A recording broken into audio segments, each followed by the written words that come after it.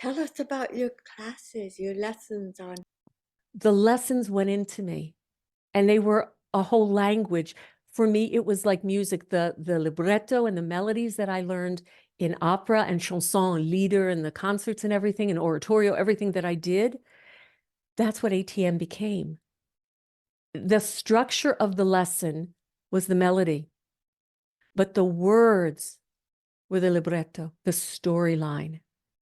And so the gift, the innate intuitive gift that I have, is it just wired straight into me. I can do a lesson. In fact, I was doing Mastering the Method, a couple of them, 1 and 2, with Larry Goldfarb.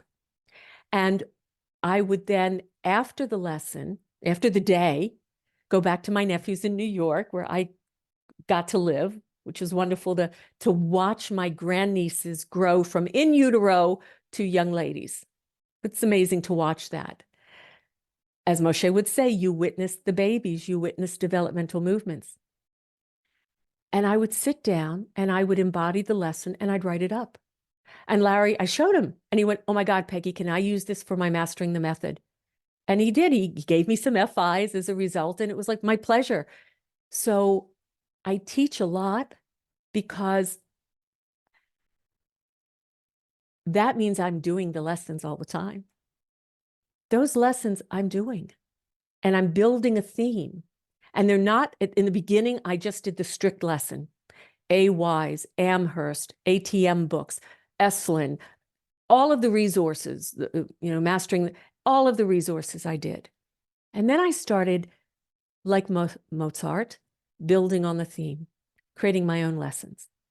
All of them come from Moshe, the structure, the concept. But I was teaching the people on the floor. So I have to teach to them. And then we say teach to the least common denominator. So I also give in my classes, which are smaller because since COVID and they're all virtual, I said, I'm teaching when it's comfortable for me. So they're smaller, mostly women, and they are mentoring. They're not in training programs. Some are practitioners. Some are just absorbing the knowledge and mentoring how to improve their life. It's an apprenticeship. Yes, an apprenticeship. And we have this Feldenkrais inclusion project. Yep. And the people that have come to your class and my class and other classes that might never have found Feldenkrais. Yeah. I discern and distinguish the difference between someone who's a user and a taker. And I don't mean just negatively, but that's their habituation, to someone that wants to wake up. Listen, what have you learned? And the smallest amount from these lessons, we've been wiring in over and over the same theme. The smallest amount. The smallest amount. The The essence smallest of amount. the lessons. Yeah. The variation in the kinds of people that come and Yeah. what they are seeking and where they are on their life path.